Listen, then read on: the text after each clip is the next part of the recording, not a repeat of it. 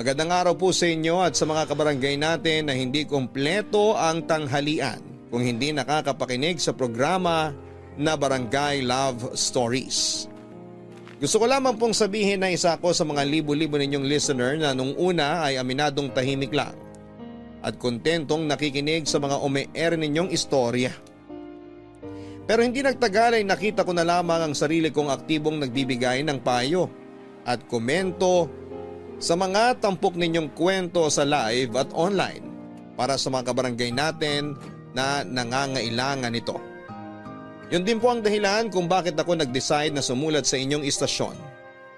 Pero bago ko po umpisahan ang kwento ko ay gusto ko po munang sabihin na may pagkasensitibo ito at may ilang detalye akong babaguhin para na rin sa privacy ko at ng mga taong sangkot dito. Hiling ko lang na sana'y lawakan ng mga kabarangay natin ang kanilang pangunawa upang mapakinggan ng buo ang istorya ko. Tawagin niyo na lamang po ako sa pangalang Paulina. Taga Pasig, 30 years old, may 5 anak. At kinakasama na ang pangalan ay Dado. Isang kahig, isang tuka. Ganyan ko po ilalarawan ang pamumuhay namin simula noong nagsama kami sa isang bubong matapos niya akong mabuntis sa panganay namin, Papa Dudut. Tapos ay taon-taon na akong nanganganak. Kaya naman mas lalo kaming nalugmok sa putikan at kahirapan. Mabait naman po si Dado, nagtatrabaho siya bilang truck driver sa isang planta sa Rizal. Pero napakababa po ng kanyang sinasahod. Pareho po kaming laki sa hirap. Ulila na siya sa mga magulang at tanging ate na lamang niya ang bubuhay sa kanilang magkakapatid noong araw. Elementary lamang po ang tinapos ni Dado samantalang ako ay nakatungtong naman sa high school. Tubong Danao sa Cebu po ang pamilya ko, Papa Dudut. Doon ako pinanganak at lumaki bago ako sumama sa tiyahin ko sa Maynila para sana mamasukan ng trabaho.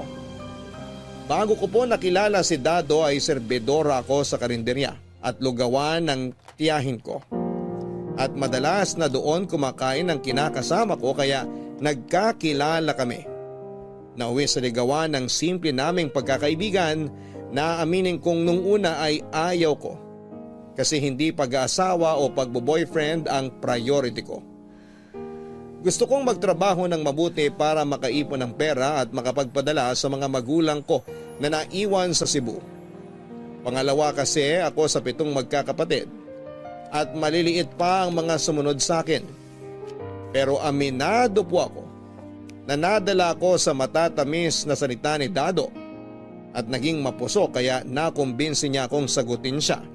At sa huli pumayag akong isuko sa kanya ang bataan.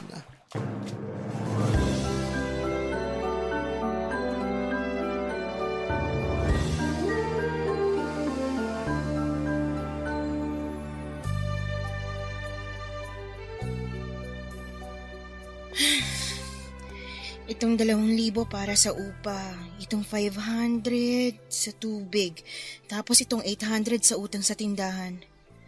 Pero kulang pa rin pala. Paano kaya to? Hi baby ko! Mwah! Dado, ano ba? Kita mo na may ginagawa yung tao eh.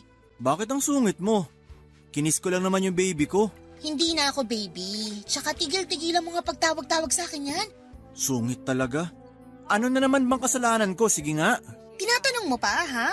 Siyempre, para alam ko, di ba? Kahit naman malaman mo, wala ka pa rin ginagawang paraan para di na ako magalit sa'yo. Ano na naman ba kasing problema mo sa akin? Kakabigay ko lang ng sweldo ko sa'yo, galit ka pa rin? Sinong di magagalit? Kulang na naman tong binigay mo sa akin. Ni halos wala nang matira pambili natin ng bigas, panggatas at pang-diaper ng mga anak mo. Yung pangatlo mo, bibilan ko pa ng gamot kasi malambot ang dumi. Paano ko pa yun magagawa? Kakarampot lang itong binigay mo. Sa upa lang at sa tubig, said na tayo. Ay, pasensya ka na. Ngayong cut-off kasi yung medyo malaking kaltas sa amin. Tapos naghulog pa ako dun sa kinuha kong cellphone sa kaibigan ko. Yan ang nga bang sinasabi ko.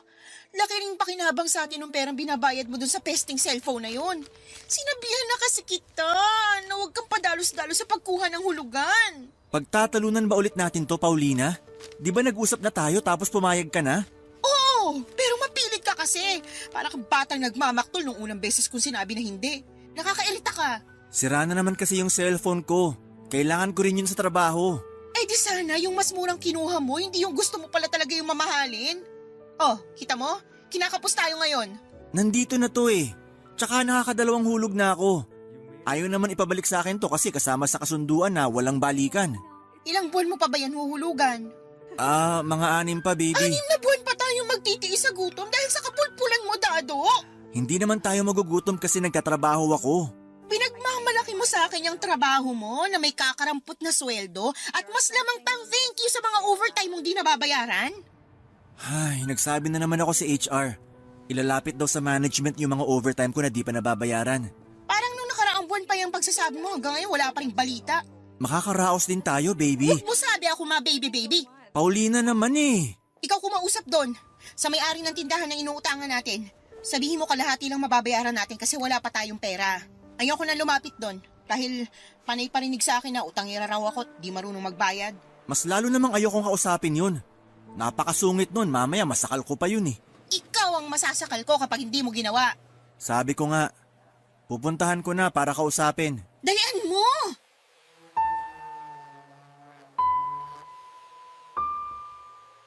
Tulad ng sinabi ko, mabait si Dado. Hindi niya ako kailanman sinaktan o pinagsalitaan ng masama at masakit simula noong nag-live-in na kami.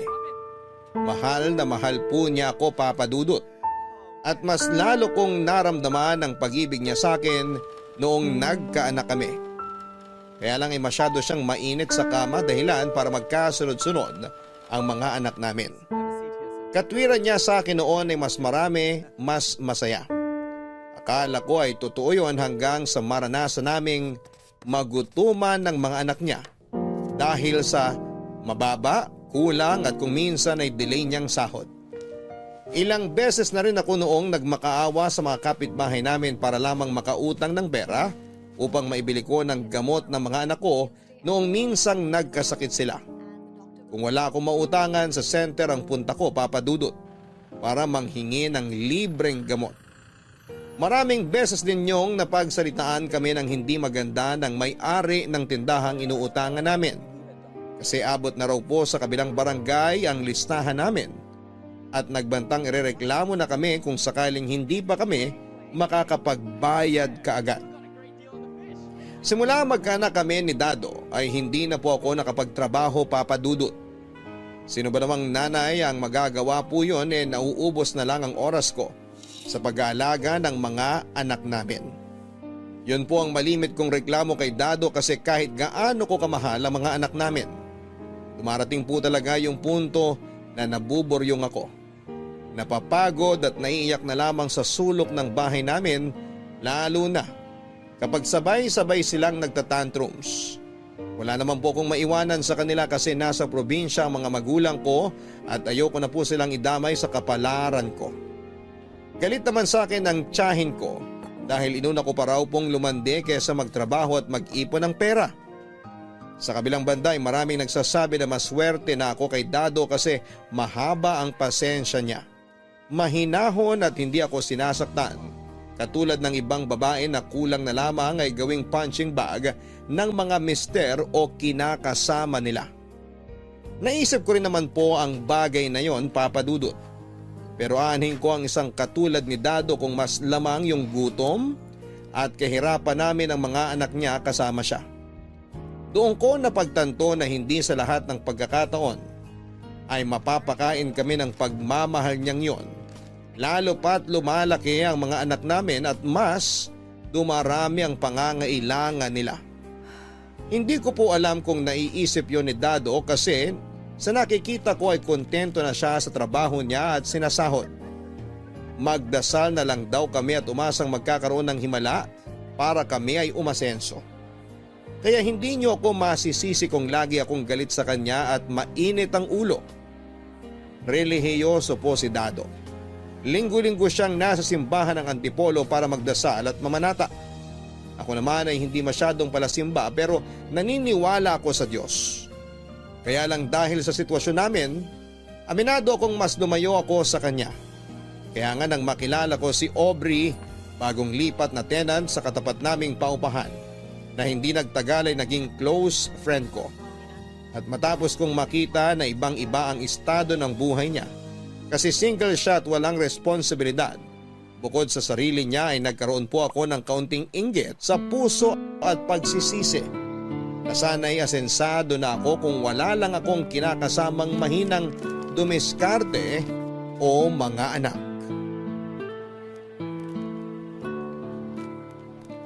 Sensya ka na, Aubrey. Makalat bahay namin, ha? Di na ako makapagligpit eh. Tinatamad na kasi ako, kinakalat din naman ang mga anak ko. Naku, ayos lang yun. Ako nga na walang anak, makalat yung bahay. Pero naglilinis naman ako pag sinipag ako. Buti ka nga may choice kasi wala ka namang anak. Di katulad ko. Nakalima na agad kami ni Dado. Ilang taon ka na nga ulit? 25 pa lang ako. Bata pa. Oo nga, pero di naman ako makapagtrabaho kasi sino mag-aalaga sa mga anak ko? Wala naman ako maiiwanan. Sa bagay, mahirap nang magbili ng mga anak sa ibang tao, lalo sa panahon ngayon. Maraming abusado. Kunwari santa pero demonita pala. Marami akong napapanood na ganyan sa balita kaya nakakatakot. Oo, pero hindi naman yun ang pinoproblema ko kasi wala naman talaga kaming pera para kumuha na mag-aalaga sa mga anak namin ni Dado. Kapos na kapos kami. Daig pa namin yung mga manok na isang kaig, isang tuka. Pero masipag naman kinakasama mo, 'di ba? Lagi ko nga siyang nakikitang pumapasok sa trabaho. Swerte mo nga sa kanya kasi yung ibang lalaki dyan, napakabatugan. Nagpapalaki lang ng anes nila tapos sila pa may ganang manakit ng asawa o karelasyon? Masipag nga pero kulang sa diskarte. Aanhin ko naman yung sipag niya kung kulang at mababa naman lagi yung sahod na binibigay niya sa akin. Alam mo, inggit nga ako sa iyo eh. Kasi buti ka pa. Nakukuha mo pang magpariband ng buhok. Tingnan mo buhok ko, sabog na, pangit pa. Hindi na madaan sa conditioner tapos bihira pang nasasayaran ng shampoo. Hindi naman halata, okay lang yan. Saka huwag kang mainggit sa akin. Kung gusto mo, ipapasok na lang kita sa racket ko. Para naman may pampariband ka ng buhok. May pampasalon ka pa. Saan? Doon sa pinapasukan mong call center? Ayoko, hindi ako masyado marunong mag-English. Baka interview pa lang, pumalpak na ako, nakakahiya. Di naman yun kung ayaw mo. Racket nga, di ba? Bukod kasi doon, may iba pa akong trabaho. Talaga? Baka naman masama yan, ha? Gaga, walang masama sa ginagawa ko, no? Saka alukin ba naman kita ng racket kung ipapahamak lang din kita? Mabuti na yung nagkakaintindihan tayo, lalo maliliit pa mga anak ko, Aubrey. Kaya nga gusto kitang tulungan kasi maliliit pa ang mga anak mo. Yung kikitain mo rito, pwede mong ipambili ng pangangailangan nyo. Lalo na sabi mo madalas kayong kapusin sa sweldo ni Dado. O sige, pero ano bang racket yan? Basta, promise mo muna na hindi mo ako i-judge tapos magkaibigan pa rin tayo pag nalaman mo, ha? Sabihin mo na. May sugar daddy ako. Ha? Sugar daddy? Oo, nakilala ko online. Tapos, binabayaran niya ako kapalit ng mga sinisend kong video ko sa kanya. Hindi ba yun masama? Hindi Saka, nasa tamang edad na ako at pumayag naman ako sa gusto niyang mangyari. Sabi niya sa akin, kung may kilala pa raw ako, baka gusto kong yayain. Madali lang naman ang gagawin. Magpapadala ka lang ng sexy video mo. Hindi kailangan kitang muka. Tapos ayun na, instant money. Palagay mo kaya ko yan? Kayang-kaya mo yan. Nai-insecure ako sa katawan ko eh. Paano kung di naman ako ganun ka-sexy? Sexy ka. Gigil na gigil nga sa'yo si Dado eh. Ha? Paano mo naman nasabi? Kasi nakalima nga kayong anak. Malamang, ibig sabihin, mainit siya sa'yo sa kama. Oo nga. Pero mas mainit ulo ko sa kanya kasi hindi biro magluwal ng 5 anak tapos maghihirap lang din pala paglabas sa tiyan ko. Kaya nga tanggapin mo na yung inaalok ko para makatulong sa pangangailangan ninyo. Abot langit po ang kaba ko sa inalok sa aking pagkakakita ni Aubrey Papadudut. Wala po kasi talaga akong ideya na meron palang ganong klase ng trabaho. Yun bang sekreto sa madla kasi nakakahiya at hindi katanggap-tanggap sa lipunan? Pero naisip kong hindi naman yon masama dahil hindi ka naman nagnanakaw o nangaapak ng kapwa mo. Kumbaga ay nasa tibay na lang talaga ng sikmura at pananaw kung paano mo titingnang hindi nakakasuka o nakakahiya ang iyong ginagawa. Kaya kahit nung una ay nagdadalawang isip ako, sa huli kinonsidera ko na rin ang alok niya, Papa Dudut. Meron lamang akong problema ng mga panahon na yon para tuluyan ko nang kagatin ang alok sa akin ni Aubrey. Yon ay walang iba kundi ang relasyon namin ni Dado. Siya po ang first boyfriend at tatay ng mga anak ko. Ni minsan ay hindi ako tumingin sa ibang lalaki o naisip na magloko sa kanya dahil mahal ko siya. Kaya nga nagtatalo ang konsensya ko at ang realidad. Marami akong tanong sa isipan ko. Marami akong pagtitimbang na ginawa. At sa paglipas ng mga araw na walang progreso o asenso ang buhay namin, kasama na ang mas tumataas na demand ng pangangailangan ng pamilya ko. Pero kulang naman ang perang pambili at panggastos namin, ay mas nadadagdagan yung dahilan upang pumayag ako sa offer ni Aubrey na magbenta ng laman kapalit ng salapi, Papa Dudut. Pera ang ugat ng lahat ng kasamaan sa mundo. Yan po ang laging sinasabi sa akin ng nanay ko, kaya siguro'y sapat na sa kanila ni tatay na mayroon lamang silang kakarampot na kita at kontento na lamang na binibigyan kami ng aming mga kamag-anak para mairaos ang araw-araw naming pamumuhay. Kaya nga grade 6 pa lamang ay napilitan na akong magbenta ng kung ano-anong pagkain sa eskwelahan namin tulad ng mga sitserya na nabili ko mula sa ipon kong baon araw-araw. Tapos noong high school na ako ay namasukan ako bilang tindera sa isang burger machine dahil kalahating araw lamang ang klase namin noon, Papa Dudut. Sa kabila ng pagsisikap ko ay naging mailap na sa akin ang swerte. Hindi ako makaipon kasi malaking bagay ng sweldo ko ay binibigay ko sa mga magulang ko, lalo na mas madalas kaming kapos sa pambili ng pagkain. Nang mga panahong yon, nadiskubre naming may sakit sa puso ang bunso kong kapatid. Kaya mas nahirapan sa pagdadala ng buhay ang aming pamilya. Yun din ang dahilan kung bakit hindi na ako nagkolehiyo at pumayag sumama sa tiyahin ko paluwas ng Maynila. Natatandaan ko pa na yung unang beses na nakaapak ako sa Maynila dahil naiyak pa nga ako, Papa Dudut. Mahirap at masakit kasi sa akin na iwanan sa Cebu ang pamilya ko. Pero dala-dala ko sa puso ko yung pagnanasa at pag-asa na sa pagbabalik ko sa bayan namin, hindi na ako yung Paulina na mahirap at laging kinakapos sa pera. Opo, mataas ang ambisyon ko para sa sarili ko at sa aking pamilya. Pero lahat ng yon ay naisantabi nang magkaroon na ako ng mas malaking responsibilidad sa pamilyang pinuon namin ni Dado. Biyaya po ang mga bata, yan ang tinanim ko sa isipan ko. Pero hindi ko na po maalala ang bagay na yon nung dumami na sila at nang mangarag kami ng kinakasama ko sa pagpapalaki sa kanila. Napakahirap po ng walang family planning, Papa Dudut. Ako po yung patunay na araw-araw kang malulosyang sa kakaalaga sa mga anak mo dahil sa matinding pagod. Kapag tulog nga sila, madalas na sinasabayan ko na lamang sila imbes na gumawa ako ng mga gawaing bahay dahil hindi ko na po talaga kaya. Tapos may mga pagkakataon na hindi pa ako natutulungan ni Dado. Ultimo, paglalaban ng mga damit namin, kesyo pagod daw siya sa trabaho at ipapahinga na lamang daw niya ang day off niya. Gusto ko pong magtampo pero wala akong karapatan. Kaya nga nang maisip kong walang patutunguhan ang pagiging padre de pamilya ni Dado, ako na po ang gumawa ng paraan para kahit papaano ay sumulong kami. At yon ay matapos kong pumayag sa alok na trabaho sa akin ni Aubrey, Papa Dudut.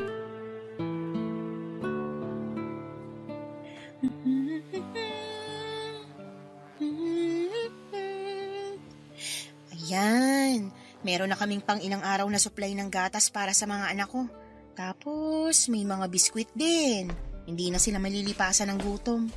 Wow! Dami naman yung grocery mo, baby. Marami talaga. Para yan sa mga anak natin tsaka rito sa bahay. Grabe, mukhang mamahalin pa yung iba rito ah. Lalo na tong, ano nga to?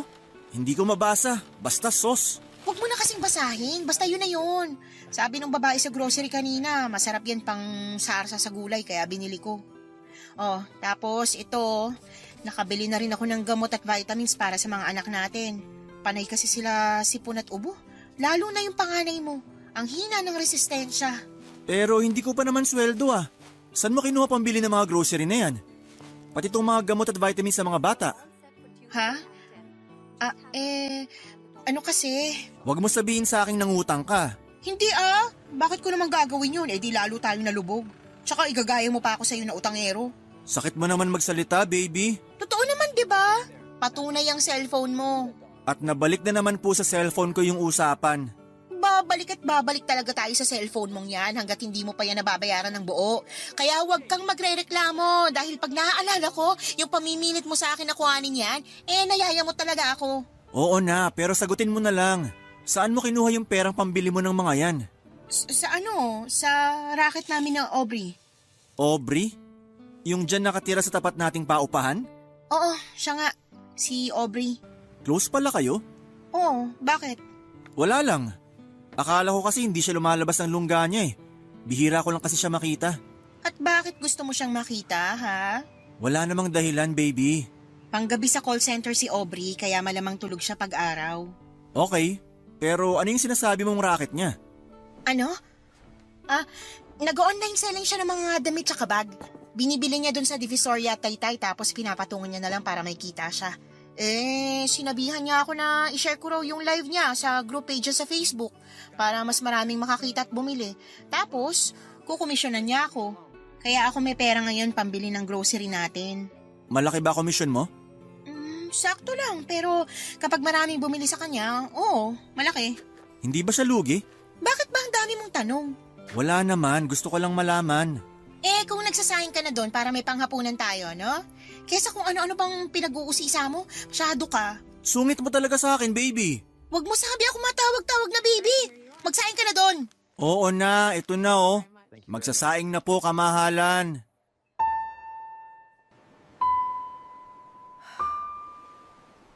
Magpapadala lamang ako ng sexy videos sa sugar daddy namin na hindi kita ang mukha ko. Tapos ay babayaran niya ako ng pera at para sa akin ay hindi na ako lugi kasi yun lang naman ang gagawin. 5,000 po ang unang sweldo ko na ibinigay sa akin ni Aubrey. Pero 7,000 raw talaga yon. Kinuha niya lang yung 2,000 kasi siyang nagpasok sa akin. Hindi na ako nagreklamo dahil hindi naman ako kikita ng ganong halaga kung nakatunganga lamang ako sa inuupahan namin at nangungonsumi sa mga anak ko. Kung tatanungin ninyo ako kung paano ko yon ginawa ay hindi ko na po masyadong idedetalye pero syempre palihim at patago. Minsan pagtulog na ang mga anak ko at nasa trabaho si Dado. Pumupunta ako sa inuupahan ni Aubrey para doon mag-record. Siya rin kasi ang nagpapadala ng mga videos ko, Papa Dudut. Malaki po ang tiwala ko sa kaibigan kong yon na hindi niya ako ipapahamak. Literal na kumakapit ako sa patalim. Pero inspirasyon ko naman dito ang mga anak ko. Kumbaga hindi ko lang ito ginagawa para sa sarili ko dahil pamilya ko ang pangunahing rason kung bakit ko pinasok ang ganitong klase ng trabaho. Sabihin nyo nang wala akong bait sa sarili pero mas masisiraan ako ng ulo kapag patuloy kaming malilipasan ng gutom. Dahil lang sa wala kaming sapat na salaping pambili ng makakain. Kaya nga masayang masaya ako. Noong nagtuloy-tuloy na ang aking kita dahilan para unti-unti ay mas makaluwag-luwag kami sa pera at mabili ko na ang pangangailangan namin.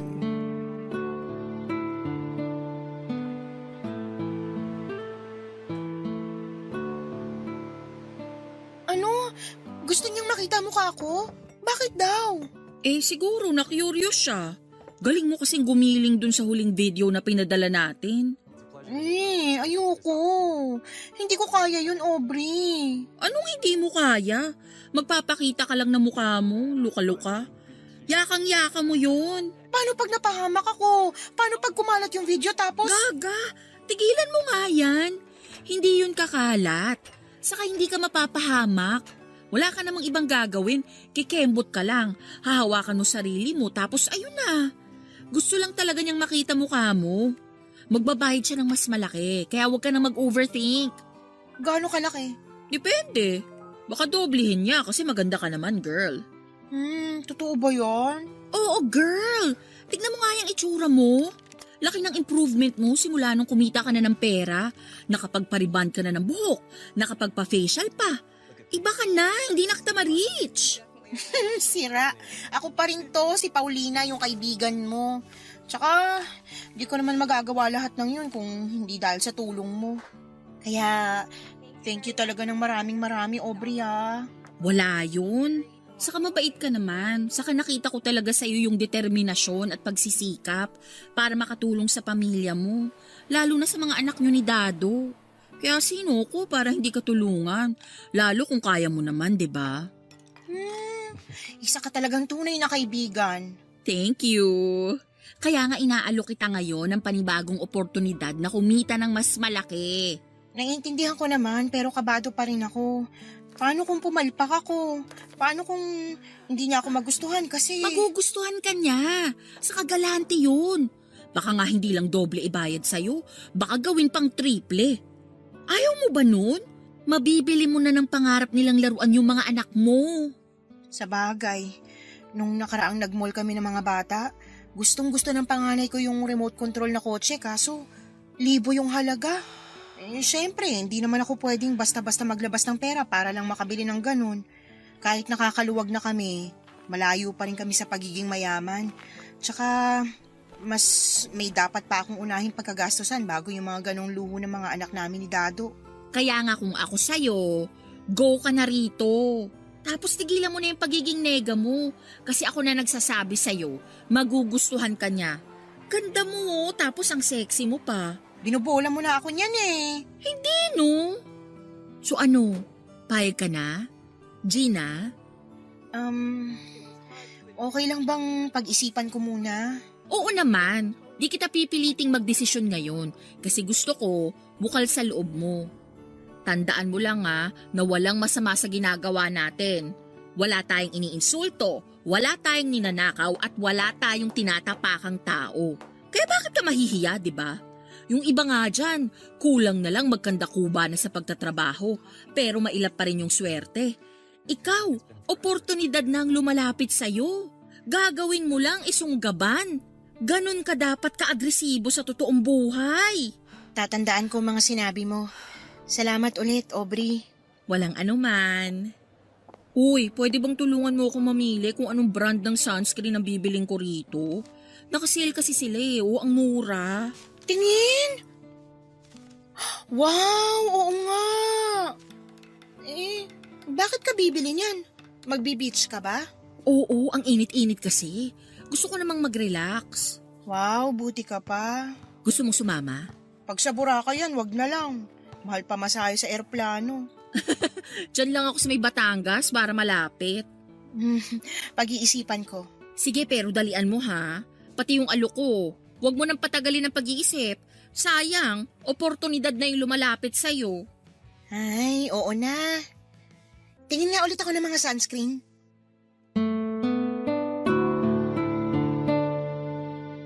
Ang tao ay walang kakontentuhan hanggat meron siyang ambisyon sa buhay. Totoo po yun, Papa Dudut. Nang wala na akong masyadong kinokonsidera para mapapayag ni Aubrey sa gusto ng sugar daddy namin, hindi ko na inisip ang komplikasyon na kaakibat noon dahil mas matimbang sa akin ang dagdag na bayad sakaling magpakita na ako ng mukha sa mga videos ko. Saka ginagawa rin yun ni Aubrey at ayos lang naman siya. Kumbagay wala namang nangyayaring masama sa kanya kaya naisip kong wag na akong masyadong mag-alala. Tulad nga ng pangako sa akin ay nadagdagan ng perang kinikita ko nung magpakita na ako ng mukha sa sugar daddy namin, Papa Dudut. Pero dahil sa nangyari ay mas naging maingat akong matuklasan ni Dado ang pinaggagawa ko. Alam ko magagalit siya sa akin ng husto at mandidiri at baka hiwalayan niya ako. Kahit papaano ay ayoko masira ang pamilya namin at mahiwalay sa akin ang mga anak ko. Kaya nga kahit doble-doble yung kaba ko sa trabahong pinasok ko, tripling pag-iingat din ang ginawa ko, Papa Dudut. Nandyan yung namili na ako ng mga ukay-ukay na damit at mga bags na kunwari binibenta namin ni Aubrey online. At sa tapat ng inuupahan niya para lamang hindi isipin ni Dado na nagsisinungaling ako sa kanya tungkol sa source of income ko. Doon ko po napatunayan na napaka-uto-uto ng kinakasama ko kasi madali ko siyang napaniwala.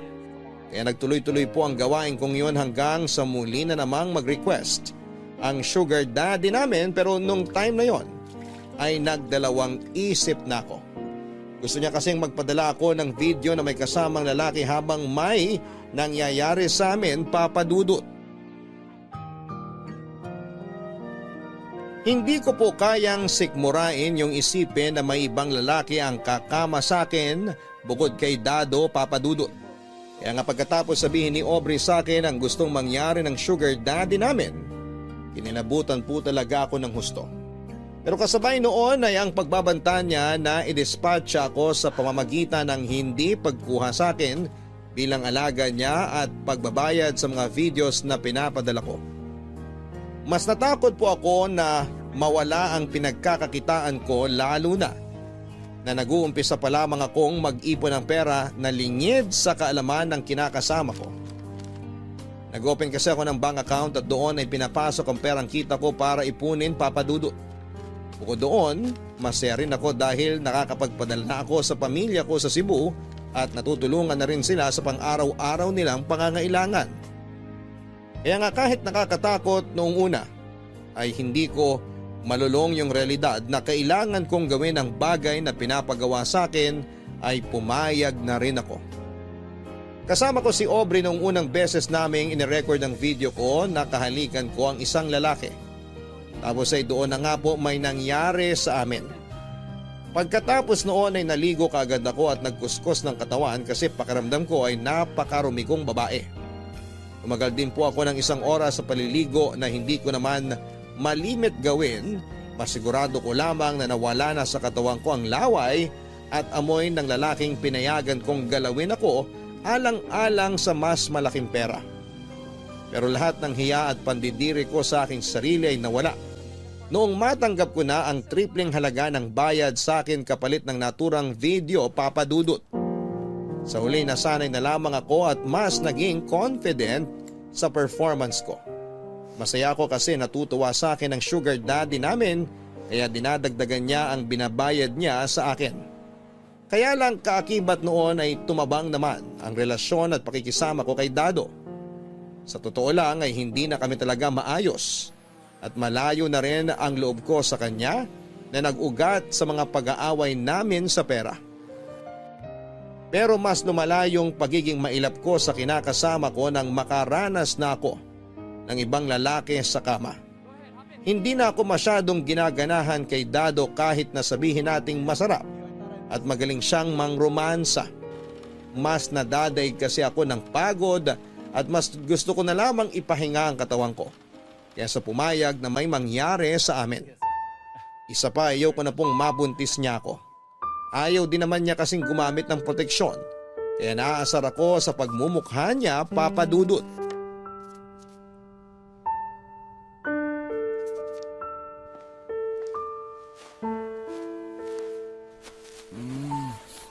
Baby, ano ba? Pakis lang eh. Anong pakis? Ayoko nga sabi. Shhh! Baka magising yung mga anak natin. Eh ano naman, para ikaw magpatulog sa kanila kung ayaw mo pa matulog. Paulina naman, ano bang klaseng ugali yan? Para ka namang ewan eh. Wow! Ako pa talaga yung parang ewan ha. Kumusta ka naman kaya? Naglalambing lang naman yung tao. Yan ka na naman sa palusot mo. Naglalambing tapos ano, mauuwi na naman sa bubuntisin mo ko, ganon? Anong masama doon? Magkarelasyon naman tayo. Masamang masama yun para sabihin ko sa'yo, Dado. Hindi kita maintindihan. Ano bang pinagsasasabi mo? Hindi ko alam kung talagang pinanganak kang mahina po-make up o talagang bobo ka lang. Makinig ka ha, ipapaliwanag ko para maintindihan ng pulpul na katulad mo. 5 na yung mga anak natin. Tapos ang babata pa ng mga yan, plano mo na naman dagdagan natin? Blessing naman yung mga bata, Paulina. Kami nga, 8 kami magkakapatid nun. Masaya naman kasi marami kami. Anong masaya doon? Yung ate nyo nga yung naghirap para mabuhay kayo kasi maagang nawala yung mga magulang nyo. Tsaka, wag mo na nga akong linyahan na blessing yung mga bata kasi marami rin mga kapatid ko, Dado. At hindi yun blessing dahil napakahirap ng pamilya namin. Siguro, pwede pa yung tawaging blessing kung mayaman mga pamilya natin.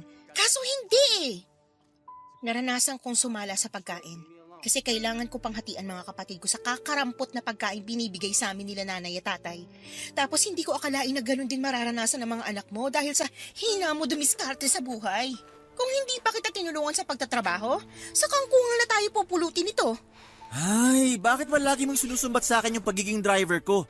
At bakit hindi ko isusumbat sa'yo? Sige nga, tatanong-tanong ka pa? Hindi ka marunong makiramdam? Nagsisikap naman ako para sa pamilya natin. Kaso mailap yung swerte. Hindi ako naniniwala sa swerte. Mas naniniwala ako sa diskarte. Aanhin mo yung pagsisikap mo kung hanggang pagsisikap ka na lang. Ni walang aksyon, ni walang gawa, puro ka lang salita. Tsaka, hindi mo ako masisisi kung nagkakaganto ko sa'yo. Mukha kasing wala kang pangarap eh. Para sa kaalaman mo, marami akong pangarap. Talaga ba? Kasi kung totoong sinasabi mo, hindi ka ganyan mag-isip. Blessing daw ang mga bata kasi sila nga 8 magkakapatid. Sana kasi dun palang na-realize mo na hindi madaling magpalaki ng mga anak tapos wala ka pang sapat na kakayahan para mabigay yung mga pangangailangan nila. Kung sanay kang gumapang sa putikan para lang masabing na iraraos mo araw-araw ang pamilya mo, pues ibahin mo ko. Pagod na ako maging mahirap.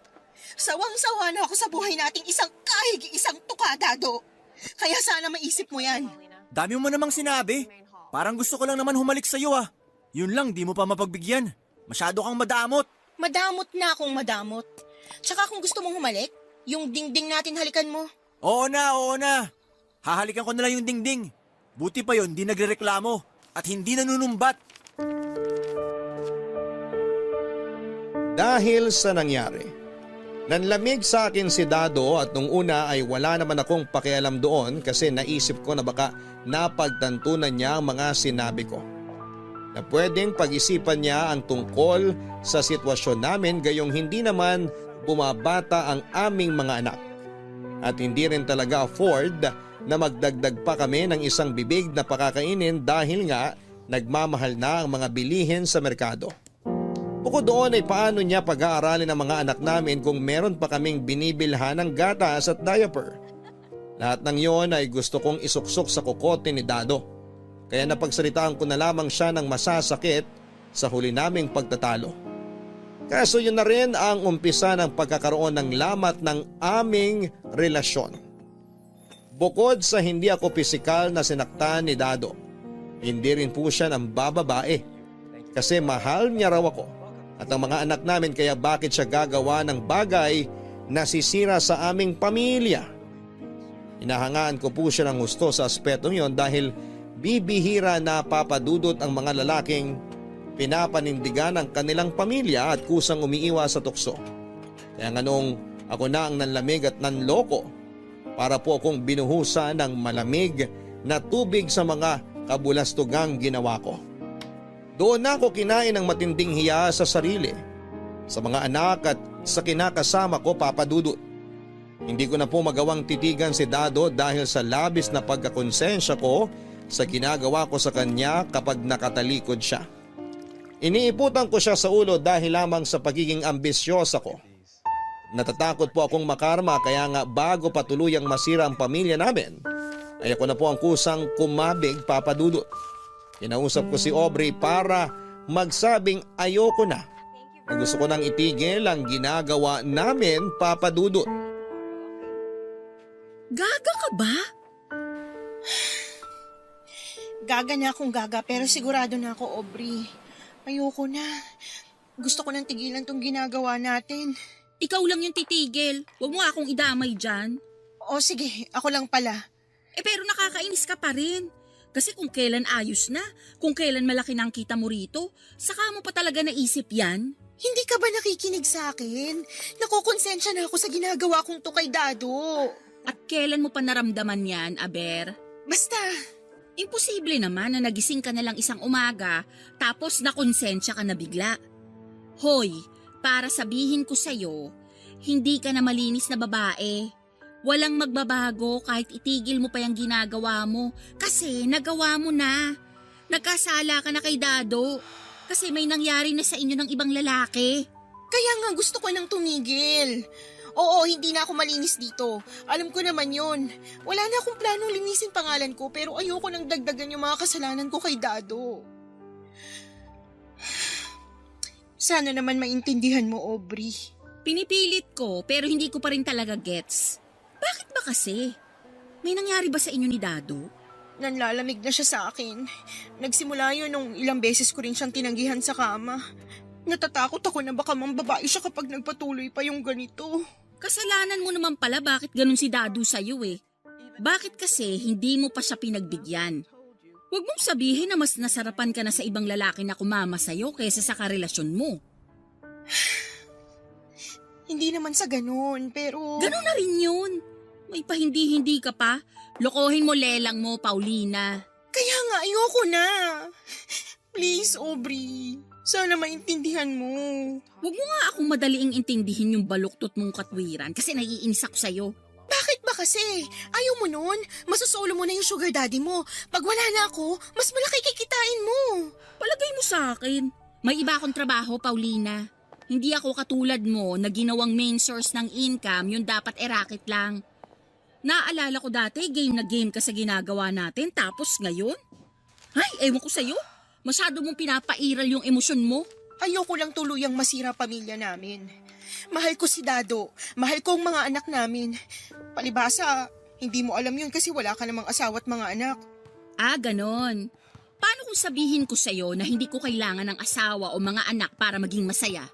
Kasi akala mo lang masaya magkaroon yan pero mas nakaka-depress pa yan sa pag-iisa.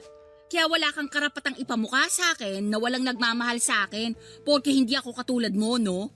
Saka mahiya ka nga sa balat mo, Paulina. Sino sa atin yung losyang, pangit at hindi na naaayusan kasi panay alaga sa mga anak niya? Ako ba? Ikaw diba? Inggit ka pa nga sa akin noon kasi bagong rebond yung buhok ko. Tapos sa'yo, gula-gulanit. Huwag ka naman magsalita ng ganyan. Nasasaktan ako sa mga sinasabi mo eh. Arte mo para yun lang? Nagsasabi naman ako ng totoo, diba? Alam mo kung ayaw mo na, di wag mo. Basta wag na wag kang lalapit sa akin para bigyan ka ulit ng racket kasi hindi na talaga kita papansinin. Ayoko sa lahat yung maarte at nagmamalinis na katulad mo. Che!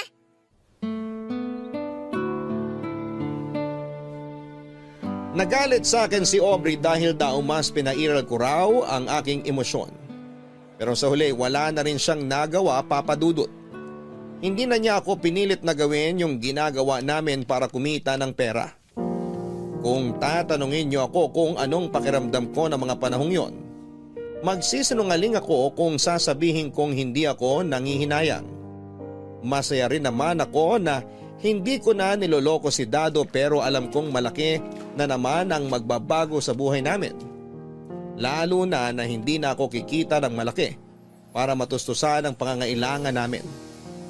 Kaya lang tinatagan ko ang loob ko na mapapaunlad ko yung kaunti kong ipon sa loob ng 3 buwan kong pagbebenta ng laman.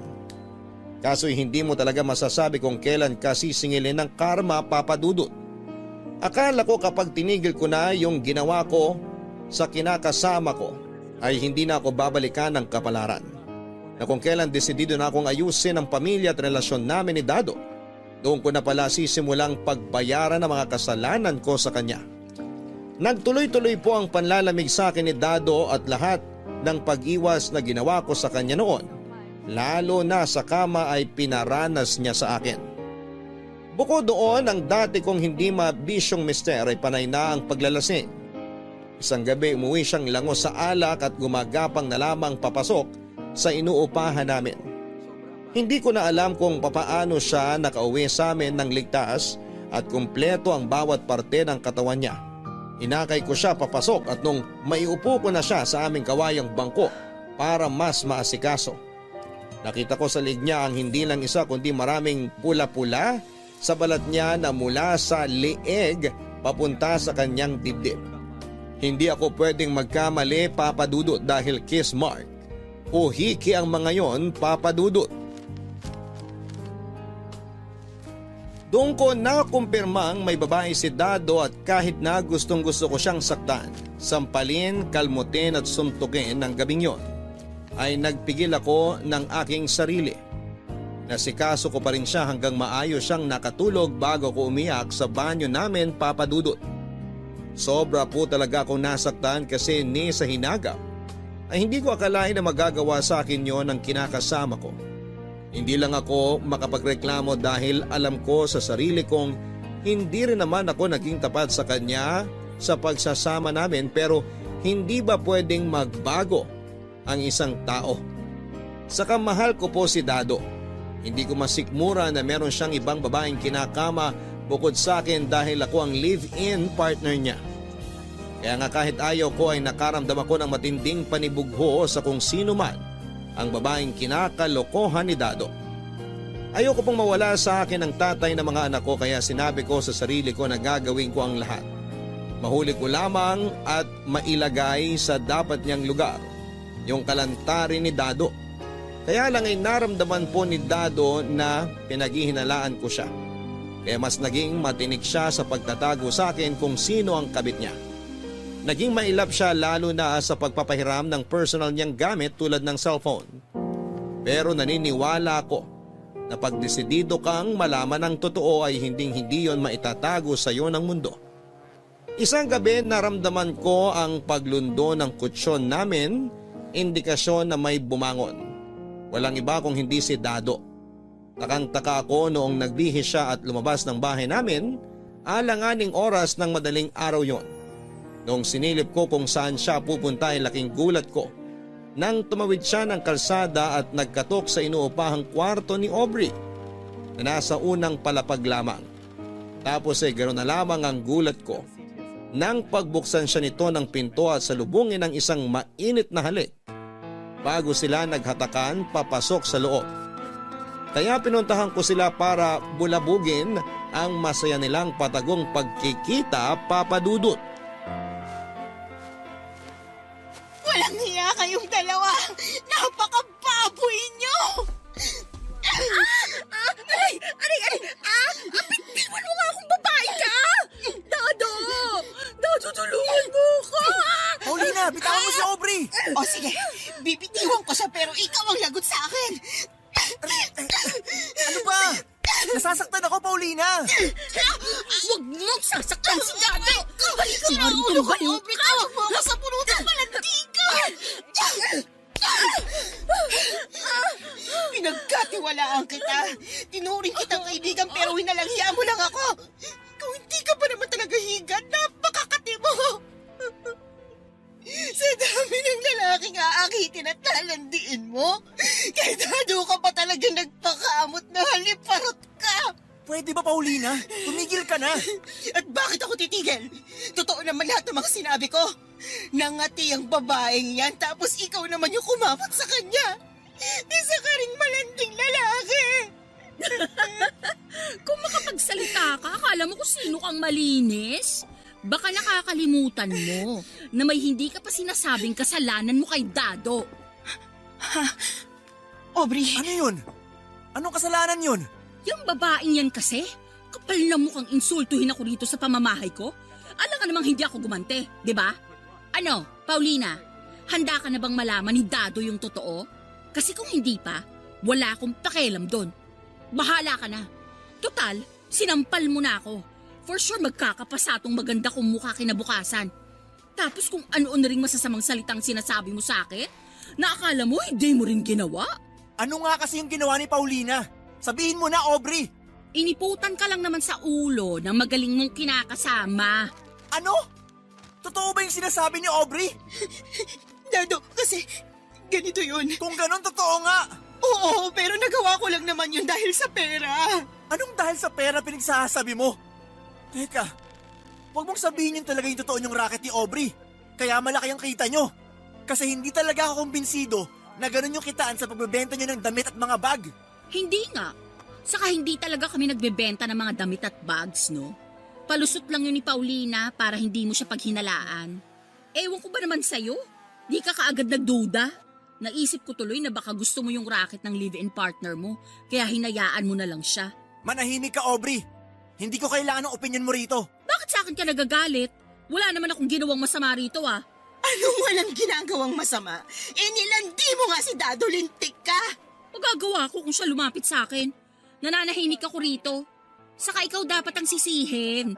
Kasi hindi mo na pinapayagang makaskor sa'yo yung kinakasama mo. O ayan, naghanap tuloy ng iba. Kapal talaga ng mukha mo! Mas makapal ang mukha mo, oy! Paulina, hindi pa tayo tapos ha? May kasalanan ka pa sa akin. At ikaw, walang kasalanan? Hoy, Dado, kung akala mo papatalo ko sa'yo, pues mali ka. Huwag kang umakto na akala mo ikaw biktima rito. Ang sama-sama mong tao. Hindi ka lang napagbigyan, lumandi ka na. At sa dinami-dami ng lalandiin mo, si Aubrey pa talaga. Bakit? Kung hindi si Aubrey, ayos lang sa'yo na ibang babae? Katulad ng paglandi mo sa ibang lalaki? Manahimik ka, demonyo ka! Halo-halong senaryo ang naglaro sa isipan ko noong maaktuhan ko. Ang kababuyang yon kaya naman hindi na ako nagtsinelas na lumabas sa pinto ng bahay na inuupahan namin at nagmarcha patungo sa kinakaroonan nilang dalawa. Hindi na nga nila na ikandado ang pinto dahil sa sobrang pananabik nila sa isa't isa. Kitang-kita ko kung paanong nakalingkis na parang ahas si Dado kay Aubrey. Habang kulang na lamang ay lunukin nila ang dila ng isa't isa. Agad po na nagdilim ang paningin ko kaya naman hindi na ako nakapag-isip ng matino. Sinugod ko na sila para paghiwalayin. Diring-diri ako sa mga pinaggagawa nila sa akin pero mas nanaig po yung matinding galit at puot. Pakiramdam ko, ako yung iniputan sa ulo at ako lamang yung biktima sa aming tatlo ng mga panahong yon. Pero matapos sabihin ni Aubrey sa pagmumukha ni Dado ang mga pinaggagawa ko na hindi niya alam, ay noong ko lang nakita kung paano ako pinandirihan at tignan na para bang napakababa kong uri ng nilalang ng mismong lalaking mahal ko, Papa Dudut. Sobra-sobra yung hinanakit ko sa nangyari. Galit na galit ako kay Aubrey at kulang na lamang ay balatan ko siya ng buhay dahil sa kakatihan at kalandian niya. Hindi ko alam na matagal na pala siyang nakaabang kay Dado kaya hindi ko akalain na tatraydo rin niya ako. Napakasama niyang tao at wala siyang pagpapahalaga sa pagkakaibigan namin. Durog na durog po ako ng mga panahong yon, Papa Dudut. Iyak ako ng iyak at ayokong kausapin si Dado pero wala po akong lakas ng loob na makipaghiwalay sa kanya. At ipaubaya na lamang siya kay Aubrey. Ayokong lumabas na malaking talunan pag nagkataon.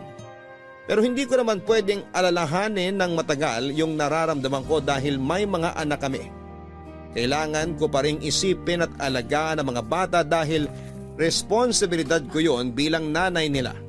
Kaya hinayaan ko na lamang si Dado sa pakikiapid niya kay Aubrey dahil napagod na akong magalit sa kanila, Papa Dudut. Opo, sa huli ay sumuko rin ako. At tinanggap na yun na ang karma ko. Mas masakit lang kasi araw-araw pinamumukha sa akin ni Dado ang mga kasalanan ko sa pamamagitan ng lantaran niyang pakikipag-ugnayan kay Aubrey. May punto na tinawag ko ang pansin niya. Nagagalit at inaaway ko siya pero mas lamang po doon yung kakulangan niya sa amin bilang padre de pamilya. Nagkataon kasi na nauubos na yung ipon ko. At hindi na sapat ang perang ibinibigay niya sa amin, Papa Dudut.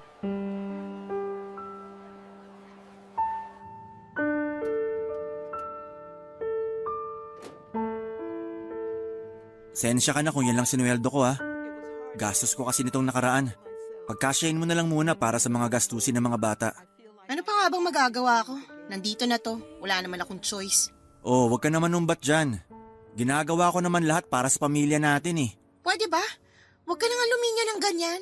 Alam natin na nag-aabot ka rin kay Aubrey na yon. Kaya hindi mo ako maloloko, Dado. Diba? Nag-beach kayo nung nakaraan? Sabi mo hindi, puputulin ko dila mo. Oo, pero napilitan lang naman akong sumama sa kanya. Kasi wala raw siyang kasama. Napilitan pero gusto mo rin. Hindi mo na kami iniisip ng mga anak mo.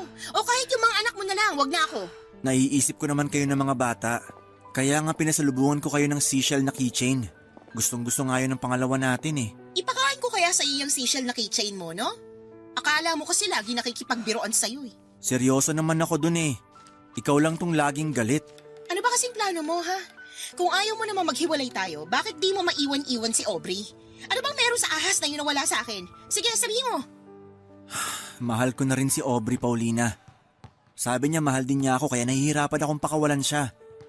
Siya yung nandyan noong mga panahong nagkukulang ka sa akin. Kung iiwan ko siya, parang wala naman akong utang na loob nun. Pero mahal din naman kita, kaya ayaw ko sana maghiwalay tayo. Pero may mga anak tayo. Dapat mas mahal mo sila kaysa sa amin ni Aubrey.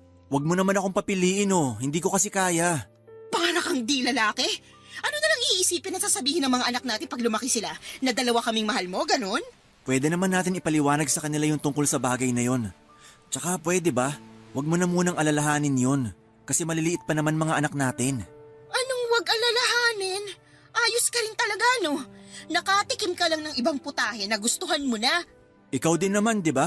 Pero inisip ko kayo ng pamilya natin. Kasi mahal ko kayo. Kung mahal mo kami, sa una pa lang di mo naisip na gawin yon. Alam mo, tama si Aubrey eh. Mukha kang pera. Pinagpalit mo kami sa pera ng mga anak mo. Wow! Kung makapagsalita ka, akala mo hindi ka nakinabang sa perang kinita ko ah. Sarap na sarap ang kain mo dun sa binili kong lechon kawali, fried chicken at sugpo gamit yung perang yun. Tapos ako pang sasabihan mong mukhang pera? Huwag ka nga masyado nagpapaniwala dyan kay Aubrey, nuknuko na sinungaling yung babaeng yan. Kasi kung totoong mukhang pera ako, sana nilayasan ko na kayo ng mga anak natin. Pero hindi eh. Nandito ako. Nananatili ako sa pamilya nating to kahit na ang sakit-sakit na, Dado. Di ko naman gagawin yung bagay na yun kung hindi dahil sa kakulangan mo bilang padre de pamilya. Ilang beses na ako nagpaparinig sa'yo na ayusin mo, diskarte mo sa buhay mo, na huwag kang makontento sa kakarampot na kinikita mo, na humanap ka ng iba pang pagkakakitaan. Wala akong pakialam kung gawin mong araw ang gabi, baka nakakalimutan mong ikaw may gusto na magkaroon tayo ng maraming anak. Tapos kapal ba ng apog mong magdagdag ng palalamunin kasi blessing yung mga bata? Mahiya ka nga sa balat mo. Ang laki ng pagkukulang mo sa pamilya natin. Kaya nung gumawa ako ng paraan para mapunan yon, ganitong klase lang ng pang-iinsulto isusukli mo sa akin? May kalalagyan ka talaga sa impyerno. Dun, sa tabi ng trono ni Satanas. Tungkol sa bagay na yan yung gusto ko sanang pag-usapan natin, Paulina. Yung totoo, inalok ako ni Aubrey kung gusto ko raw bang maging alaga ng sugar daddy niya. Babayaran daw ako. Tapos may naisip si Aubrey para kumita tayo ng malaki. Gusto niya, magpadala tayo ng video habang may nangyayari sa ating tatlo. Ano ka mo? Nasisiraan ka na ba ng ulo? Sira na kung sira yung ulo pero desperado na ako. Mahal ko naman kayong dalawa. Kaya bakit pa ako maghahanap ng ibang babae? Pumayag ka na, baby. Para rin naman to sa mga anak natin eh. Pag nakaipon tayo, pwede na nating tigilan ginagawa natin. Ganun lang kasimple. Hindi yun ganun kasimple, Dado. Baliw ka na talaga.